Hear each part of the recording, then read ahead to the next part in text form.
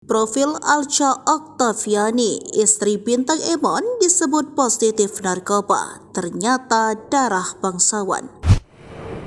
Kabar istri bintang Emon Alcha Oktaviani positif narkoba setelah medical check up membuat heboh publik. Dalam percakapannya dengan bintang Emon yang diunggah di Instagram pribadi Kamis 25 April 2024, ia positif barang terlarang karena obat flu yang dikonsumsinya. Hal tak terduga terjadi saat dirinya nyaris digiring lantaran suatu lab sampai kebakaran jenggot. Ternyata ia dinyatakan positif barang terlarang lantaran Alcha tengah meminum salah satu jenis obat flu. Diduga salah satu jenis obat flu yang ia minum saat sakit tersebut terdapat kandungan narkotika.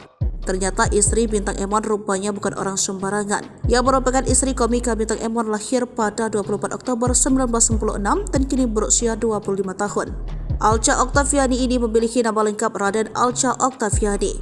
Dikutip Tribun Jabar, Alcha Oktaviani ternyata merupakan wanita yang masih memiliki keturunan bangsawan di kebudayaan Jawa, Sunda, Madura, beberapa wilayah lainnya. Hal itu terlihat dari nama lengkapnya yang diawali dengan gelar Raden. Ternyata ia merupakan pacar pertama dari bintang Emon.